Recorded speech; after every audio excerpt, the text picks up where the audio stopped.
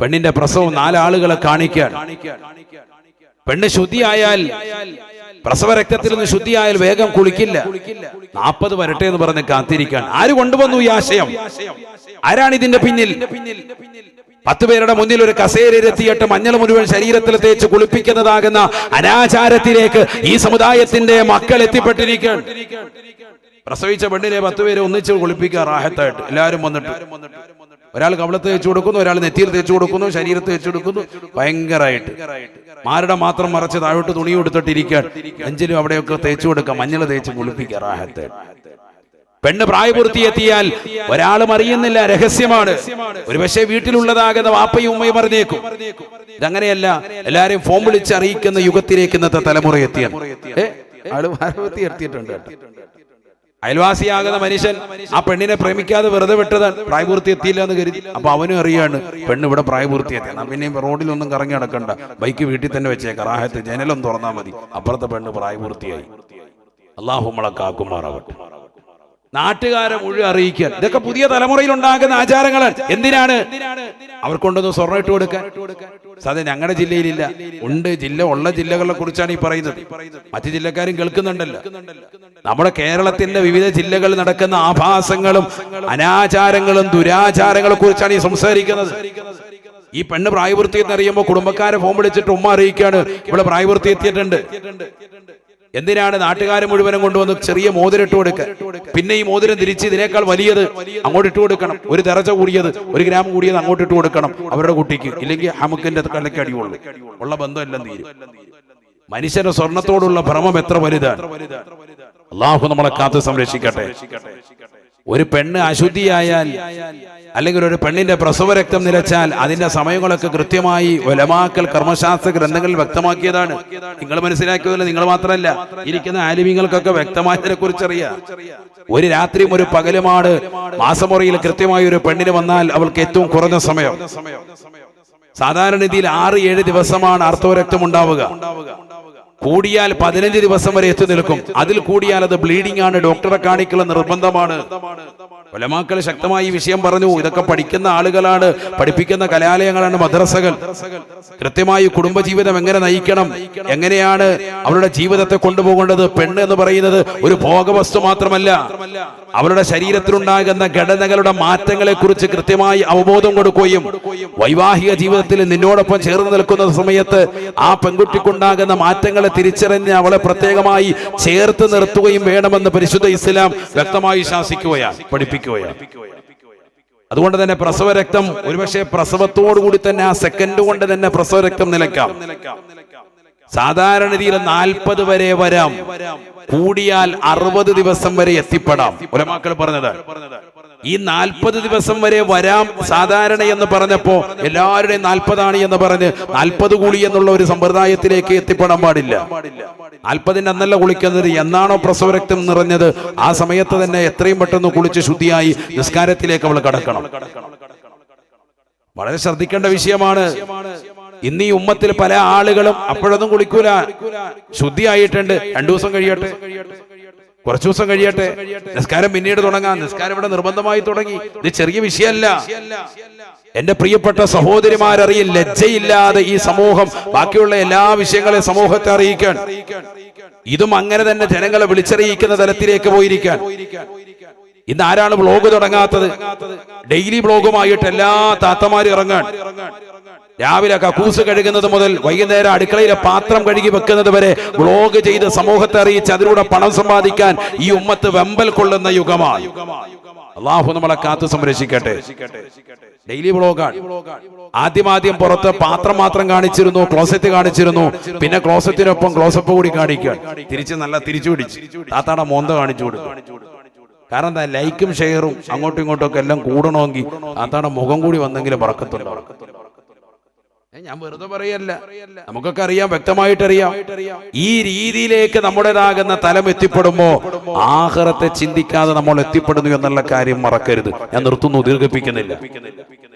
നബിയനാ റസൂലുള്ളാഹി സ്വല്ലല്ലാഹു അലൈഹി വസല്ലമ തങ്ങൾ പറയുകയാണ്, ഞാൻ അല്ലാഹുവിന്റെ റസൂൽ സല്ലല്ലാഹു അലൈഹി വസല്ലമ തങ്ങളുടെ ഭാര്യയായ മൈമൂന ബീവി റളിയല്ലാഹു അൻഹ റസൂലുള്ളാഹിന്റെ സവിധത്തിലിരിക്കുമ്പോ ഉമ്മു സലമാ ബിബി റളിയല്ലാഹു അൻഹ പറയുന്നു, ഞാൻ പ്രവാചകന്റെ സവിധത്തിലുണ്ട്, നബിയുടെ തൊട്ടുപുറത്ത് മൈമൂന ബിയുമുണ്ട്.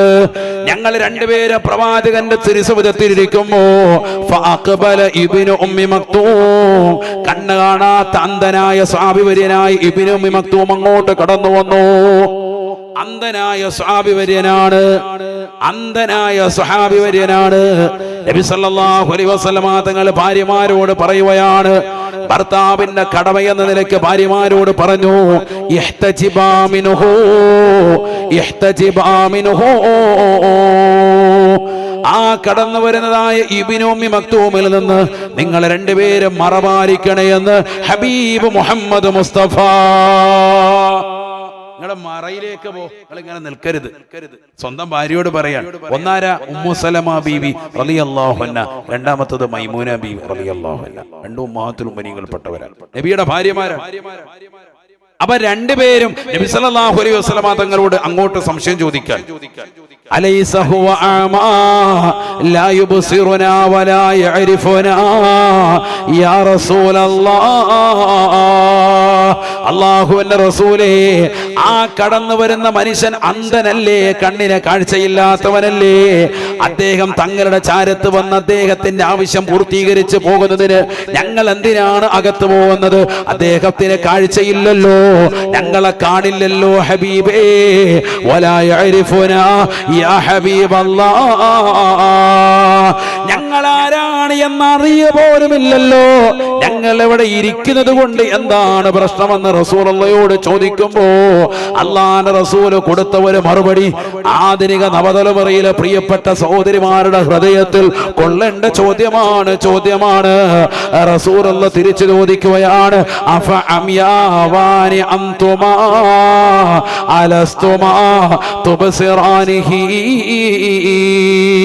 അല്ലയോ ഉമ്മു സലമാ, മൈമൂന, നിങ്ങൾ രണ്ടുപേരുടെയും കണ്ണിന് അന്ധത ബാധിച്ചിട്ടുണ്ടോ?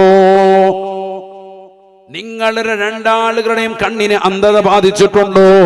ഇല്ലല്ലോ. നിങ്ങൾ രണ്ടുപേരും അദ്ദേഹത്തെ അങ്ങോട്ട് കാണില്ലേ? അത് ഹറാമാണ്, നിഷിദ്ധമാണ്. അദ്ദേഹത്തിന് കാഴ്ചയില്ല, ശരി തന്നെയാണ്. അദ്ദേഹം നിങ്ങളെ കാണുകയില്ല, ശരി തന്നെയാണ്. അദ്ദേഹം നിങ്ങളെ തിരിച്ചറിയില്ല, ശരി തന്നെയാണ്. പക്ഷെ എന്റെ ഭാര്യമാരായ നിങ്ങൾക്ക് രണ്ടുപേർക്കും അല്ലാഹു ഇരു കണ്ണുകൾ നൽകിയിട്ടില്ലേ? നിങ്ങളുടെ കണ്ണിന് കാഴ്ചശക്തി പോയിട്ടില്ലല്ലോ. നിങ്ങൾ അങ്ങോട്ട് കാണില്ലേ? അത് ഹറാമാണ്, നിഷിദ്ധമാണ്. അതുകൊണ്ട് അകത്തേക്ക് പോകൂ ഉമ്മു സലമ, അകത്തേക്ക് പോകൂ മൈമൂന. ഹബീബ് മുഹമ്മദ് മുസ്തഫ. ഇതാണ് പാഠം, ഇസ്ലാമിന്റെ പാഠം. ഈ പാഠം ജനങ്ങൾക്ക് പഠിപ്പിച്ചു കൊടുക്കുന്ന തലമാണ് മദ്രസ വിദ്യാഭ്യാസം. ഇത് അരികുവൽക്കരിക്കരുത്.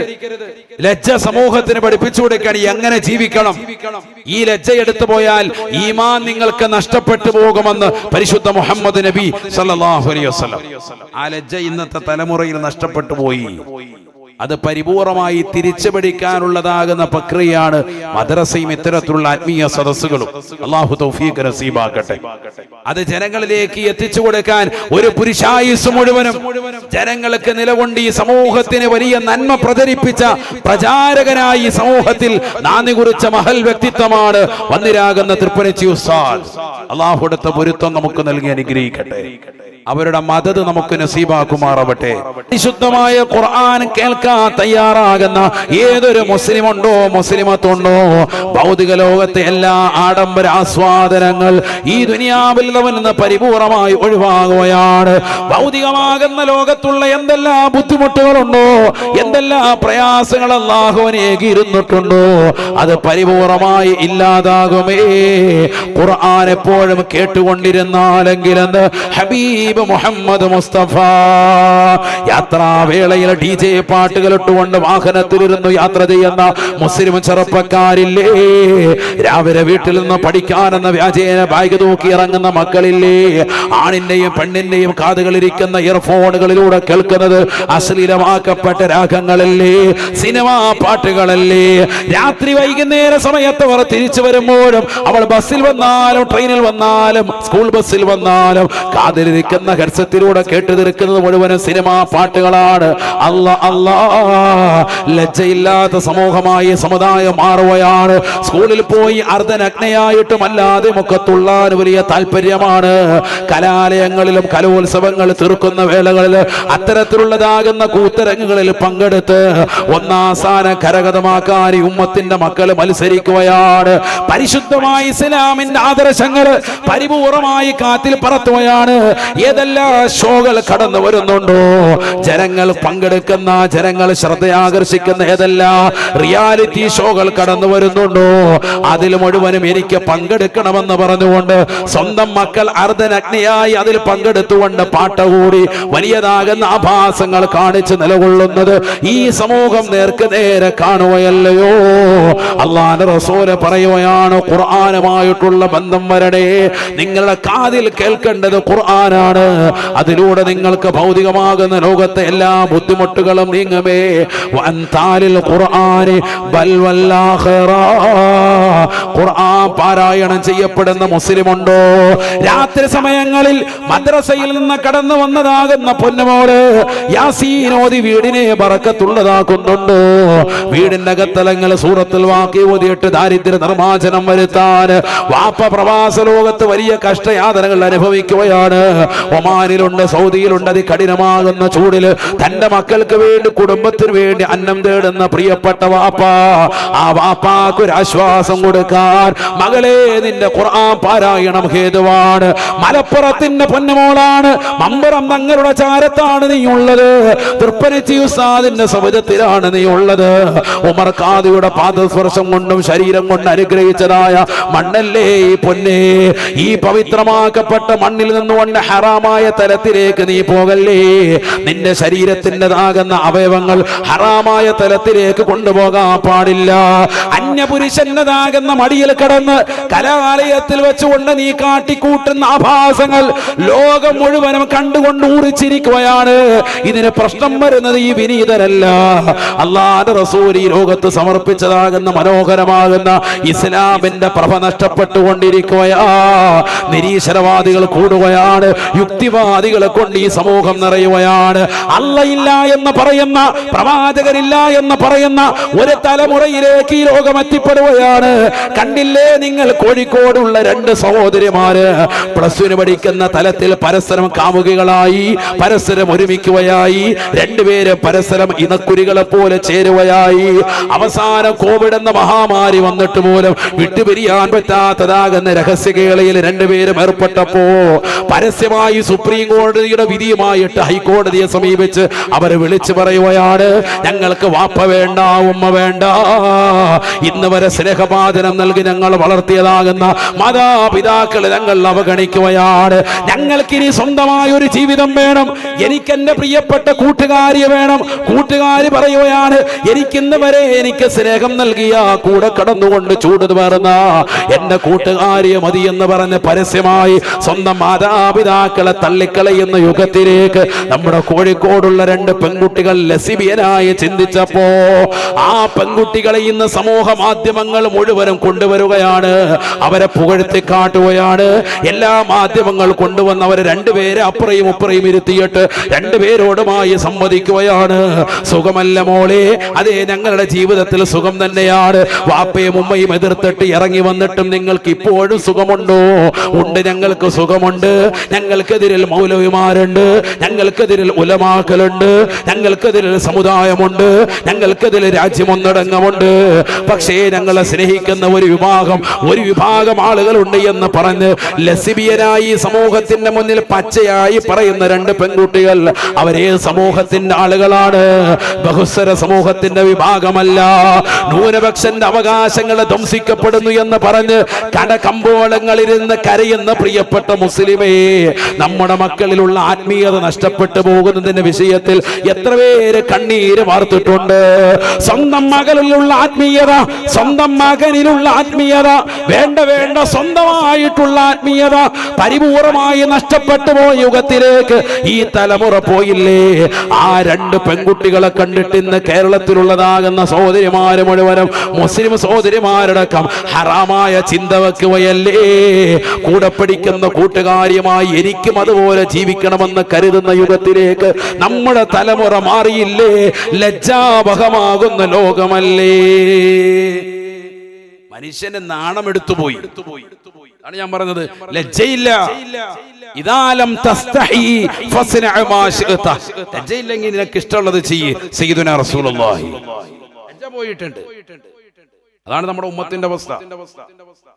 എവിടേക്കാണ് നമ്മുടെ തലമുറ എത്തിപ്പെട്ടത്? മക്കളൊക്കെ ഇന്ന് അവരെയാണ് ഏറ്റവും വലിയ റോൾ മോഡലാക്കുന്നത്. ഒരു പെണ്ണ് അവരുടേതാകുന്ന വിവാഹം അത് പരസ്യമായി കാണിക്കുന്നു. ആ വിവാഹത്തിലൂടെ അവൾ കൊണ്ട് അണിയുന്നതാകുന്ന ആഭരണങ്ങളെ പരിചയപ്പെടുത്തുന്നു. അതേത് കടയിൽ നിന്നാണ്? എന്തിനേറെ ഒരു മനുഷ്യൻ ഗോപ്യമാക്കി വെക്കേണ്ടതാകുന്ന ശരീരഭാഷയിൽ അണിയുന്നതാകുന്ന ആഭരണങ്ങൾ, അല്ലെങ്കിൽ അവിടേക്ക് ചേർത്ത് വെക്കുന്ന വസ്ത്രങ്ങൾ, ഇന്നറുകൾ വരെ ഞാൻ ഇന്ന കടയിൽ നിന്നാണ് വാങ്ങിച്ചത്, അത് ഇതാണെന്ന് പറഞ്ഞ് പരസ്യമായി എടുത്തു കാണിക്കുക. അത് വേണേ അണിഞ്ഞും കാണിക്കും. അല്ലാഹു നമ്മളാക്കാക്കണം. എവിടെയാണ് ലജ്ജ പോയി? അവസാനം കല്യാണത്തിന് ഡ്രസ് എടുക്കാൻ പോകണം. രാവിലെ സുബഹിക്ക് ഇറങ്ങുന്നതാകുന്ന ഈ ആളുകൾ, 2 വണ്ടി നിറച്ചു പോകുന്നതാകുന്ന രക്ഷിതാക്കൾ, അവരുടെ ലുഹറും അസറും അടക്കമുള്ളതാകുന്ന നിസ്കാരങ്ങളെ ഫസാദാക്കി. രാവിലെ കടയിൽ കയറിയിരിക്കാണ് ചൊല്ലറുകളും ഡ്രസ് എടുക്കാനുള്ള കടയിൽ. ഇപ്പോ ഒരു ട്രെൻഡ് ഉണ്ട്, മലപ്പുറം ജില്ലയിലുള്ളവർ ഡ്രസ് എടുക്കാൻ പോകുന്നത് കോഴിക്കോട് ജില്ല. കോഴിക്കോട് ജില്ലയിലോ അവര് മലപ്പുറം ജില്ല. ഇതെന്താ പരിപാടി? യാത്രയാണ്, രസമല്ലേ? കുഴിമന്തി, കിഴി പൊറോട്ട, റാഹത്തായിട്ട് അവിടെയൊക്കെ ഫുഡൊക്കെ അടിച്ച് സെറ്റ്. യാള്ള പോട്ടെ, ഒരു 60 കിലോമീറ്റർ സഞ്ചരിക്കുക എന്നുള്ളതാണ് അതിന്റെ ഏറ്റവും വലിയ യുക്തി. കൊല്ലത്തുള്ളവൻ ഡ്രസ് എടുക്കാൻ വരുന്നത് എറണാകുളത്തുള്ളവന് അവൻ കൊല്ലത്തും വന്ന് ഡ്രസ് എടുക്കാൻ. ഇവിടെ കടയില്ലാണ്ടല്ലേ? മനുഷ്യനെ ആഭാസം കാണിക്കാൻ, സമ്പത്തിന്റെ വിഷയത്തിൽ ധൂർത്ത് കാണിക്കാൻ, എന്തെല്ലാം തെമ്മാടിത്തരങ്ങൾ കാണിക്കാൻ. പറയാതിരിക്കുന്നത് എങ്ങനെയാണ്? ഒരു പൈസയും ഇല്ലാത്തതാകുന്ന ആള് മഹലിന്റെ കത്ത് വാങ്ങാൻ കമ്മിറ്റിക്കാരുടെ ലെറ്റർ പേഡിൽ ഇയാൾ നമ്മുടെ മഹൽ അംഗമാണ്, ഇയാൾ എല്ലാ നിലയ്ക്കുമുള്ളതാകുന്ന അർഹതപ്പെട്ടതാണ്, മകളുടെ കല്യാണത്തിന് വേണ്ടി നിങ്ങളെ സമീപിക്കുമ്പോൾ നിങ്ങൾ വേണ്ടത് ചെയ്തു കൊടുക്കണേ. പ്രസിഡന്റ്, സെക്രട്ടറി, ട്രഷറർ, മഹലിന്റെ ഒക്കെ ഒരു സീരി വെച്ചിട്ട് ഒരു ഒപ്പം വെച്ച് എഴുതി വിടാൻ. ഇയാൾ എല്ലായിടത്തും പോയി തെണ്ടി നടന്ന് പിരിച്ച് ലക്ഷങ്ങൾ കയ്യിലേക്ക് കിട്ടിക്കഴിയുമ്പോ അയാളും കാണിക്കുന്നു ആഭാസം. അയാളുടെ വീട്ടിലുണ്ട് മഞ്ഞ കല്യാണം, പച്ച കല്യാണം, ചുവപ്പ്. അവന് മാന്യതയില്ല.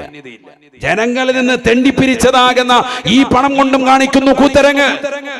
മറ്റുള്ളവരെല്ലാം കൂടി, സമൂഹത്തിലെ നേതാക്കള് എല്ലാവരും ഒരുമിച്ച് ചേർന്നുകൊണ്ട് വിവാഹം നടത്താൻ.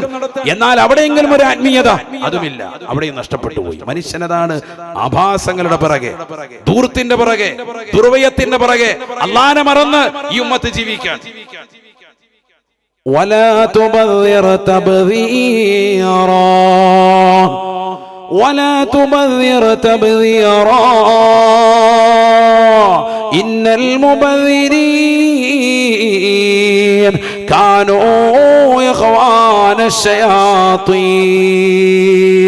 പരിശുദ്ധമായ ഖുർആനിലൂടെ അല്ലാഹു ഓർമ്മപ്പെടുത്തുകയാണ്, ധൂർത്തും ദുർവ്യവും ചെയ്യരുതേ. ഇത്തരത്തിൽ ധൂർത്ത് നടത്തുന്നതായ ആളുകൾ പിശാചിന്റെ സഹോദരങ്ങളാണ് എന്ന് വിശുദ്ധമായ ഖുർആൻ. من اقتصد أغناه الله ومن بذر أفقره الله. അവസാന കാലഘട്ടത്തിലേക്ക് നീങ്ങുന്നതായ സമൂഹത്തിന് റസൂലുള്ള പഠിപ്പിച്ചതാകുന്ന വചനമാണ് മനിഖതസദ അഗ്നാഹുല്ലാഹ്.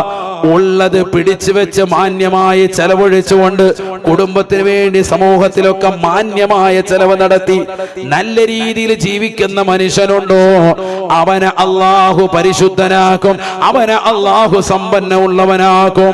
വമൻ ബദറ അഫ്ഖറഹുല്ലാഹ്. ധൂർത്തും ദുർവ്യയം നടത്തി സമ്പത്ത് അടിച്ചു പൊളിക്കുന്ന മുസ്ലിമേ, അവനെ അല്ലാഹു ഏറ്റവും വലിയ ദരിദ്രനാക്കുമെന്ന് ഹബീബ് മുഹമ്മദ് മുസ്തഫ. അല്ലാഹു മുളക്കാക്കട്ടെ. പണമുള്ളവൻ പേക്കൂത്തുകൾക്കിന്നടിമയാ, കല്യാണമത് നടമാടുവാനൊരു വേദിയാ. പണമുള്ളവൻ പേക്കൂത്തുകൾക്കിന്നടിമയാ, കല്യാണമത് നടമാടുവാനൊരു വേദിയാ. സദ്യക്ക് സമയം എത്തിയാൽ കേൾക്കുന്നതാ വിഭവങ്ങളെല്ലാം പലതരം ഇവിടുള്ളതാ. സദ്യക്ക് സമയം എത്തിയാൽ കേൾക്കുന്നതാ. വിഭവങ്ങളെല്ലാം പലതരം ഇവിടുള്ളതാ. ബിരിയാണി വേണ്ടവർ പോകണേ തെക്കോട്ട്. നെയ്ച്ചോറിനാഗ്രഹമുള്ളവർ വടക്കോട്ട്. വെറും ചോറും കറിയും പ്രഥമനും കിഴക്കോട്ട്. പോകേണ്ടതാണ് കൈ കഴുകുവാൻ താഴോട്ട്. ആർക്കെവിടെയും നോക്കാം, കടക്കാം, രസിക്കാം. സ്ത്രീകൾക്ക് സ്വർഗം തന്നെയായി കണക്കാക്കാം. ആർക്കെവിടെയും നോക്കാം, രസിക്കാം. സ്ത്രീകൾക്ക് സ്വർഗം തന്നെയായി കണക്കാക്കാം. സഹോദരങ്ങളെ, 25 വർഷമായി മർഹൂം ശൈഖുനാ തഴവ ഉസ്താദ് വഫാത്തായിട്ട്. എൻ്റെ ഉമ്മയുടെ ഉപ്പ കൂടിയാണ്. അള്ളാഹു കൊടുത്ത ദറജ ഉയർത്തട്ടെ. അവിടുന്ന് 20 വർഷം മുമ്പ് എഴുതി തീർത്തതാണ് അൽ മവാഹിബുൽ ജലിയ. ആ മരിക്കുന്നതിനും 20 കൊല്ലം മുമ്പ്. ഏകദേശം 45 വർഷങ്ങൾ പിന്നിട്ടു എന്നർത്ഥം. ആലോചിച്ച് നോക്ക്. കറാമത്ത് നിലയ്ക്ക് ഇന്നത്തെ സമൂഹത്തിൽ നടക്കുന്ന ആചാരങ്ങളെ, ഈ ദുരാചാരങ്ങളെ ബഹുമാനപ്പെട്ടവർ അന്ന് എഴുതി വെച്ചു അൽ മവാഹിബുൽ ജലിയ. ഇന്ന് ഈ സമൂഹത്തിൽ നടക്കുന്ന എല്ലാ തിന്മകളും അല്ലാഹു അദ്ദേഹത്തിന്റെ ദറജ ഉയർത്തുമാറാവട്ടെ. അവരുടെ പൊരുത്തം നമുക്ക് അല്ലാഹു ഈ സദസ്സിൽ നസീബാക്കട്ടെ. തൃപ്പനിച്ചി ഉസ്താദിനെ കുറിച്ച് അദ്ദേഹത്തിന്റെ അനുയായി വൃന്ദങ്ങൾ, പ്രിയപ്പെട്ടതാകുന്ന സഹോദരിയുടെ മകൻ അബ്ദുസലാം ഉസ്താദ് അടക്കമുള്ളവർ എന്നോട് പറയേണ്ടായി, തഴവ ഉസ്താദിനെ വലിയ ഇഷ്ടമായിരുന്നു ഒന്നിരാകുന്ന ഉസ്താദ് അവர்கள் എപ്പോഴും അവിടുത്തെ ബൈത്തുകൾ ചൊല്ലും. അവിടുത്തതാകുന്ന ആദർശങ്ങൾ ജനങ്ങൾക്ക് മുന്നിൽ പറഞ്ഞു കൊടുക്കുമായിരുന്നു കൂടെയുള്ളവരോട്. അള്ളാഹു അവരോടൊപ്പം നാളെ സ്വർഗത്തിൽ ഒരുമിക്കാൻ നമുക്ക് തൗഫീഖ് നസീബാക്കട്ടെ. പറഞ്ഞു വന്നത്, നമ്മുടെ സമൂഹത്തിലുണ്ടാകുന്ന തിന്മകളാണ്. പണമുള്ളവനാണ് ഈ പേക്കൂത്തുകൾ മുഴുവനും കാണിച്ചു കൂട്ടുന്നത്. സമ്പത്തിന്റെ പളപളപ്പ് സമൂഹത്തിനെ കാണിക്കാൻ ഏറ്റവും വലിയ അവസരമായി ജനങ്ങൾ കാണുന്നത് സ്വന്തം മകളുടെ വിവാഹം, അല്ലെങ്കിൽ വീടിന്റെ പാല് കാച്ചൽ ചടങ്ങ്. ആളുകളെ അറിയിക്കാൻ ഞാൻ വലിയ സമ്പന്നനാണ്, അല്ലാതെ അങ്ങനെ അറിയിക്കാൻ കാശുണ്ടെന്ന് അറിയിക്കാനുള്ള പോംവഴിയാണ് ഈ ചെയ്യുന്നത്. ഒരു 10 പള്ളി വെച്ചു കൊടുത്ത് 10 യതീം കുട്ടികളെ തലയിൽ തലോടി അവരുടെ കാര്യങ്ങൾ ഏറ്റെടുത്ത് 300ഓളം കുട്ടികളുണ്ട് നമ്മുടെ ഈ സ്ഥാപനത്തിൽ.